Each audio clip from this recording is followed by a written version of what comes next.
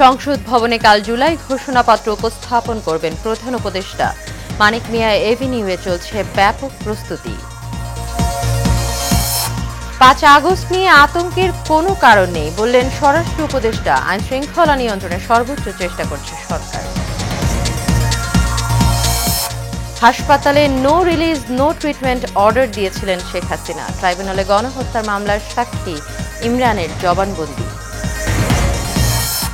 এবং ভারী বর্ষণ ও উজানের ঢলে ফের বিপদসীমার ওপরে তিস্তার পানি। লালমনিরহাটের ৩ উপজেলার নিম্নাঞ্চল প্লাবিত।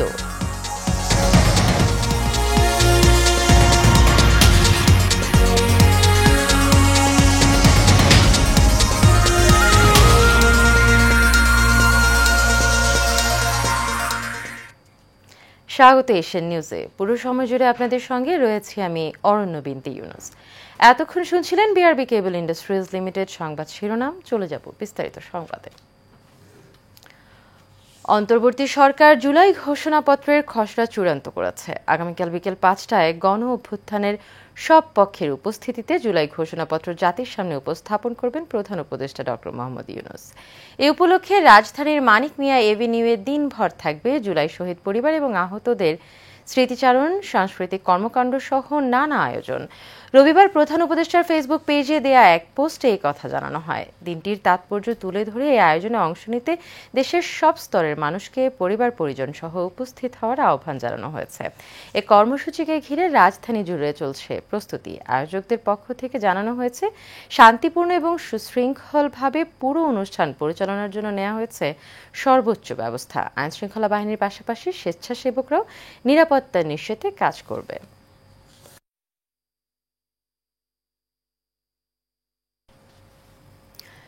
বিএনপি যে কোনো সময়ে জুলাই সনদে স্বাক্ষর করতে প্রস্তুত বলে জানিয়েছেন দলটির স্থায়ী কমিটির সদস্য সালাউদ্দিন আহমেদ। আজ গুলশানে নিজ বাসভবনে সংবাদ সম্মেলনে এই কথা বলেন তিনি বলেন, জুলাই সনদ হাতে পাওয়ার পরে ৩০ তারিখেই কিছু সংশোধন সহ জবাব দিয়েছে বিএনপি। সনদ বাস্তবায়নে বিএনপি সর্বোচ্চ সহযোগিতা করেছে বলেও জানান সালাউদ্দিন আহমেদ। বিএনপির এই নেতা বলেন, জুলাই ঘোষণাপত্রের ঐতিহাসিক এবং রাজনৈতিক মূল্য আছে। বিএনপি যেই সংশোধনী দিয়েছে তা মেনে না নেওয়া হলে ঘোষণাপত্র পাঠের পর পরবর্তী প্রতিক্রিয়া জানানো হবে বলেও জানান তিনি।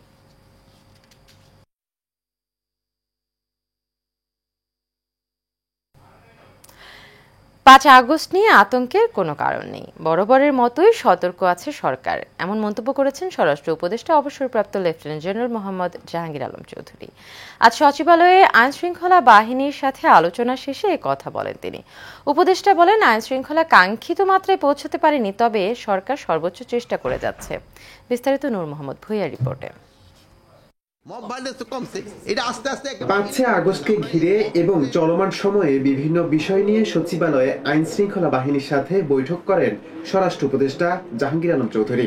যে সময় আইন শৃঙ্খলা পরিস্থিতি যেন ভালো থাকে, এই জন্য আমরা সব ধরনের প্রস্তুতি নিচ্ছি। বৈঠক শেষে উপদেষ্টা বলেন, আইন শৃঙ্খলার কাঙ্ক্ষিত মাত্রায় পৌঁছাতে পারেনি অন্তর্বর্তী সরকার, তবে সরকার সর্বোচ্চ চেষ্টা করে যাচ্ছে। আমাদের আইন শৃঙ্খলা পরিস্থিতি মানে জনগণের মানে এই ডেভেলপ কান্ট্রিগুলি, স্পেশালি স্ক্যান্ডিনেভিয়ান কান্ট্রিগুলির সাথে তুলনা করেন, আমাদের ওই স্ট্যান্ডার্ডে আমরা কোনো সময় যেতে পারিনি। আমরা হয়তো দোয়া করব আমরা না পারি, হয়তো ভবিষ্যতে যারা তারা যেন যেতে পারে, আমরা তো ওই স্ট্যান্ডার্ডে যেতে পারি। তো আমরা আমাদের লেভেলের থেকে আমরা চেষ্টা করে যাচ্ছি যতটা উন্নতি করা বলে। ৫ আগস্ট নিয়ে আতঙ্কের কোনো কারণ নেই জানিয়ে তিনি বলেন, মব আগের চেয়ে কমেছে। এই ৩ আগস্ট সম্বন্ধে একটা কিন্তু আতঙ্ক ছিল, ৫ আগস্টের সম্বন্ধে এখানে তো কোনো ধরনের আতঙ্কের কোনো কারণেই নেই। আল্লাহ দিলে সব কিছু, সব প্রোগ্রাম হবে এবং সব ভালোভাবে হয়ে যাবে আল্লাহ দিলে। এটা আপনাদের সাহায্য এবং সহযোগিতা দরকার। আপনারা বিভিন্ন জায়গাও কভার করবেন, আপনারা দেখবেন যে সব কিছু আল্লাহ দিলে ভালোভাবে হয়ে যাবে। আইন শৃঙ্খলার বিষয়ে বিশেষ অবস্থান নির্বাচন পর্যন্তই চলবে বলেও জানান জাহাঙ্গীর আলম চৌধুরী। বিশেষ অভিযানটা পুরো দেশেই চলতেছে, যেহেতু হয় কি এইটা ইলেকশনের আগ পর্যন্তই চলতে হবে।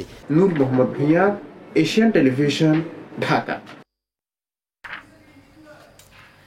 জুলাই গণহত্যার মামলায় আন্তর্জাতিক অপরাধ ট্রাইব্যুনালে শেখ হাসিনা, আসাদুজ্জামান খান কামালের বিরুদ্ধে দ্বিতীয় দিনের মামলার দ্বিতীয় সাক্ষী আবদুল্লাহ আল ইমরান জবানবন্দি দিয়েছেন। তিনি বলেন, জাতীয় পঙ্গু হাসপাতালে জুলাই আন্দোলনে আহতদের দেখতে গিয়ে no release no treatment order দিয়েছিলেন তৎকালীন প্রধানমন্ত্রী শেখ হাসিনা। ইমরান জবানবন্দিতে বলেন, শেখ হাসিনার ওই আদেশের পর চিকিৎসা অবহেলার শিকার হন তিনি। এমনকি অন্য হাসপাতালে গিয়ে উন্নত চিকিৎসার সুযোগ চাইলেও তাকে ছাড়পত্র দেওয়া হয়নি। এর আগে সকালে ট্রাইব্যুনালে আনা হয় আসামি থেকে রাজসাক্ষী হওয়া চৌধুরী আব্দুল আল মামুনকে। গতকাল সূচনা বক্তব্যের পর জুলাই অভ্যুত্থানে ৫ আগস্ট আহত খোকন চন্দ্র বর্মনের সাক্ষ্য গ্রহণ করা হয়। সেখানে তিনি জুলাই গণহত্যার মাস্টার মাইন্ড শেখ হাসিনার বিচার দাবি করেন, তুলে ধরেন বিভীষিকাময় দিনের কথা।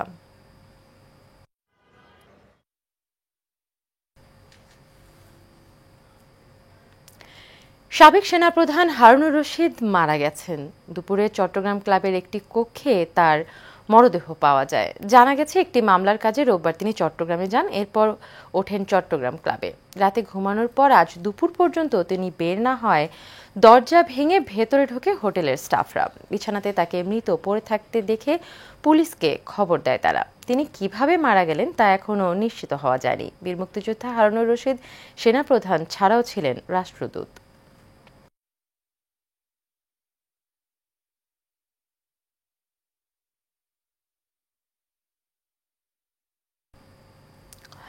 উত্তরাঞ্চলে ভারী বর্ষণ এবং উজান থেকে নেমে আসা ঢলে ফের তিস্তা নদীর পানি বিপদসীমা অতিক্রম করেছে।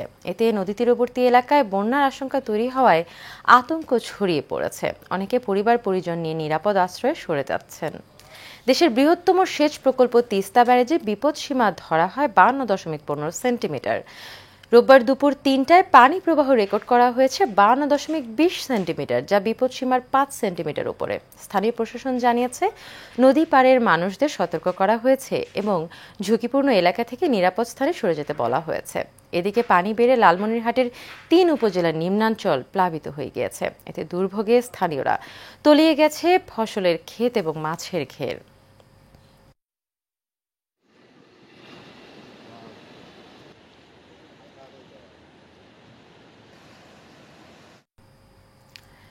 টানা বৃষ্টি এবং উজান থেকে নেমে আসা পানির ঢলে রাঙামাটির কাপ্তাই লেকে পানির উচ্চতা বিপদসীমায় পৌঁছেছে। ফলে বিকেলে কাপ্তাই পানি বিদ্যুৎ উৎপাদন কেন্দ্রের 16টি জলকপাট 6 ইঞ্চি করে ছেড়ে দেওয়া হবে। রোববার কাপ্তাই লেকের পানির উচ্চতা রেকর্ড করা হয় 107 ফুট মিন সি লেভেল। জলবিদ্যুৎ কেন্দ্রের ব্যবস্থাপক মোহাম্মদ হাসান স্বাক্ষরিত এক বিজ্ঞপ্তিতে জানানো হয়, লেকে পানি বিপদসীমায় পৌঁছেছে। আজ ৩টায় কাপ্তাই পানি বিদ্যুৎ উৎপাদন কেন্দ্রের 16টি জলকপাট 6 ইঞ্চি করে ছেড়ে দেওয়া হবে। এতে প্রতি সেকেন্ডে 9,000 কিউসেক পানি কাপ্তাই লেক হতে কর্ণফুলী নদীতে নিষ্কাশন করা হবে। একই সঙ্গে জানানো হয়, কেন্দ্রের 5টি ইউনিট হতে সর্বমোট 219 মেগাওয়াট বিদ্যুৎ উৎপাদন হয়েছে।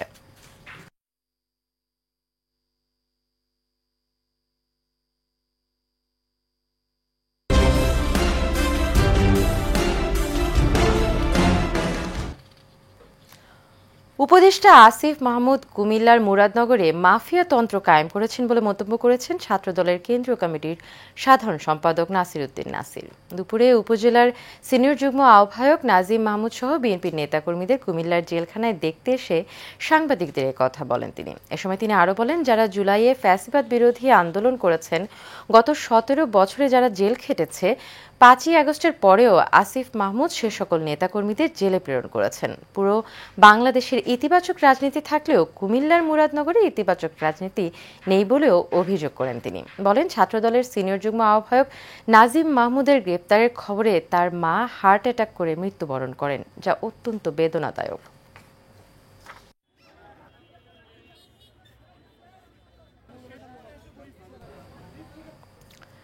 কুষ্টিয়া পৌরসভার NS রোডে 1 নম্বর পৌর সরকারি প্রাথমিক বিদ্যালয়ের ফটকের সামনেই ময়লা আবর্জনার স্তূপ। পচা ময়লার দুর্গন্ধ উপেক্ষা করে কোমলমতি শিক্ষার্থীদের যেতে হচ্ছে স্কুলে। দুর্গন্ধে অতিষ্ঠ পথচারীরাও। পৌরসভায় বারবার বিষয়টি নিয়ে চিঠি দেওয়া হলেও নেওয়া হয়নি কোনো পদক্ষেপ। হাসিবুর রহমান রিজুর রিপোর্ট, জানাচ্ছেন আনোয়ার রাজ, ক্যামেরায় ছিলেন হারুনুর রশিদ। কুষ্টিয়া পৌরসভার আওতাধীন পৌরবাজার সংলগ্ন 1 নম্বর সরকারি প্রাথমিক বিদ্যালয়ের সামনের চিত্র এটি, যেখানে কোমলমতি শিশুদের শিক্ষাঙ্গনে প্রবেশ পথ এখন ভাগাড়ে পরিণত হয়েছে। প্রতিদিন ময়লা আবর্জনা ফেলানো হচ্ছে বিদ্যালয়ের গেটের সামনে। ময়লার স্তূপের কারণে বন্ধ প্রায় ড্রেন, ফলে সড়কেই উঠে এসেছে দুর্গন্ধময় ময়লা পানি। আবর্জনার দুর্গন্ধ ও ময়লা পানি মারিয়েই প্রতিদিন কোমলমতি এসব শিক্ষার্থীদের যেতে হচ্ছে স্কুলে। ক্লাসে পড়াশোনা করার সময় আমাদের খুব নাকে অনেক দুর্গন্ধ লাগে, আর এর কারণে আমাদের অনেক ক্ষতি হয়। এই ডাস্টবিনটা যেন পরিষ্কার রাখে, আর এখানে কেউ যেন ময়লা না ফেলে, আমি এটা চাই। কলম খাতা কেনার সময় অনেক দুর্গন্ধ বেরোয়, অনেক জীবাণু ছড়ায়, পরিবেশের ক্ষতি হয়, অনেকের অনেক রোগে আক্রান্ত হয়। আমাদের স্কুল থেকে আসার পথেও একটাই এবং যাওয়ার পথে একটা। আমাদের এত দুর্গন্ধ বের হয় আমরা ক্লাসই নিতে পারিনি। পথচারী ও আশপাশের দোকানিরা জানান, বিষয়টি নিয়ে বারবার অভিযোগ দেয়া হলেও নেওয়া হয়নি কোনো ব্যবস্থা। আমাদের বেচা কেনার সমস্যা হচ্ছে, কাস্টমার দাঁড়াচ্ছে না, ঠিক আছে। তারপরে যে আমরা অলওয়েজ টাইম মাস্ক পরে থাকা লাগছে। এই দিক দিয়ে যে সাধারণ মানুষেরা বাজারে আসা যাওয়া করবে সেইটা আসলে প্রায় অসম্ভব হয়ে পড়েছে। এদিকে পৌর কর্তৃপক্ষ বলছে, শিগগিরই ময়লা অপসারণের জন্য প্রয়োজনীয় ব্যবস্থা নেওয়া হবে। আপনারা ময়লাগুলো আমাদের ভ্যান সার্ভিসে দিবেন, দয়া করে ড্রেনে ফেলবেন না। এটা আমি আপনাদের মাধ্যমে পৌরবাসীর কাছে আবেদন জানাইতেছি। শিক্ষা প্রতিষ্ঠানের মতো গুরুত্বপূর্ণ স্থানে ময়লা আবর্জনা ফেলায় একদিকে যেমন স্বাস্থ্য ঝুঁকিতে শিক্ষার্থীরা, অন্যদিকে নষ্ট হচ্ছে শিক্ষার পরিবেশ। আনোয়ার রাজ, এশিয়ান টেলিভিশন।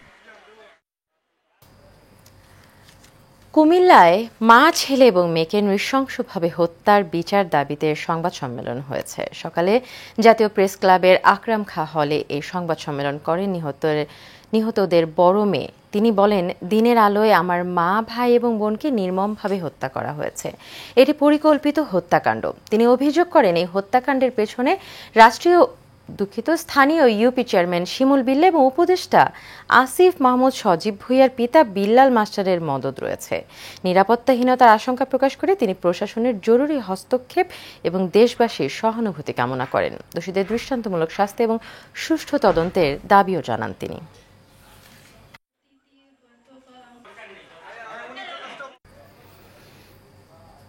রাজধানীর মিরপুরের পল্লবী থানাধীন ডি ব্লক এলাকায় একটি অটো গ্যারেজে ককটেল হামলা চালায় সন্ত্রাসীরা। এতে গুরুতর আহত হয় ব্যবসায়ী মোহাম্মদ সানি। প্রত্যক্ষদর্শী এবং স্থানীয়রা জানায়, দীর্ঘদিন ধরে শহীদবাগ স্কুলের পেছনে অতিরিক্ত রিকশার গ্যারেজটির মালিকানা নিয়ে বিরোধ চলছিল। সম্প্রতি এই গ্যারেজটি দখলে নিতে হামলাকারীরা রামদা, লাঠিসোঁটা এবং দেশীয় অস্ত্র নিয়ে হামলা চালায়।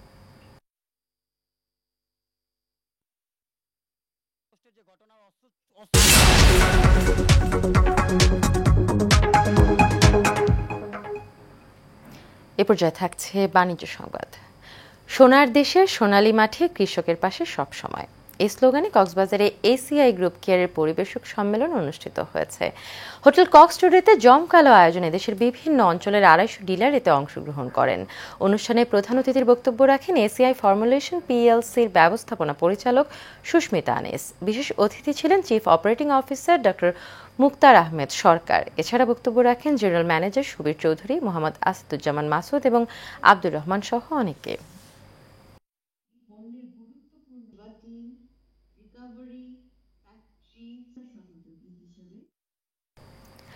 নির্বাচিত দম্পতিদের জন্য মালদ্বীপে একটি বিয়ের ফটোশুটের আয়োজন করেছে বার্জার লাক্সারি সিল্ক। গত বিয়ের মৌসুমে চালু করা ক্যাম্পেইনটির সাফল্য উদযাপনে উত্তরার স্টার সিনেপ্লেক্সে একটি গ্র্যান্ড প্রিমিয়ারের আয়োজন করা হয়। অনুষ্ঠানে মালদ্বীপে ধারণ করা বিয়ের ফটোশুটগুলো তুলে ধরা হয়।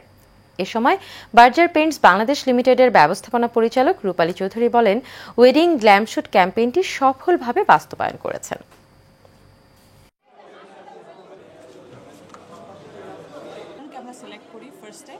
সেখান থেকে আমাদের ওইটা অনেক মজা লাগতো, ওরা মেকআপ নিচ্ছে, যে আমাদের টোটাল।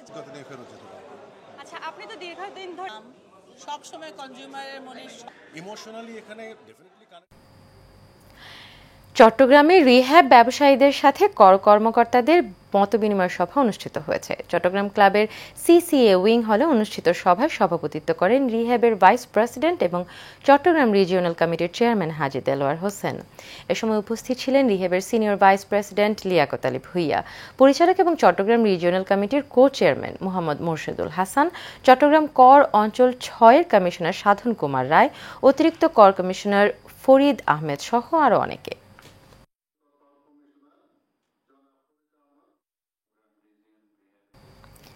শেষ করবো এশিয়ান নিউজ, তবে যাবার আগে বিআরবি কেবল ইন্ডাস্ট্রিজ লিমিটেড সংবাদ শিরোনামগুলো জেনে নেব আরও একবার।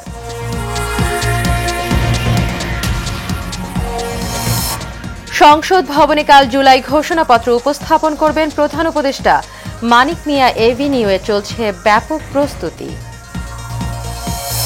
5 আগস্ট নিয়ে আতঙ্কের কোনো কারণ নেই বললেন স্বরাষ্ট্র উপদেষ্টা। আইন শৃঙ্খলা নিয়ন্ত্রণের সর্বোচ্চ চেষ্টা করছে সরকার। হাসপাতালে no release no treatment order দিয়েছিলেন শেখ হাসিনা। ট্রাইব্যুনালে গণহত্যা মামলার সাক্ষী ইমরানের জবানবন্দি। এবং ভারী বর্ষণ ও উজানের ঢলে ফের বিপদসীমার উপরে তিস্তার পানি। লালমনিরহাটের 3 উপজেলার নিম্নাঞ্চল প্লাবিত।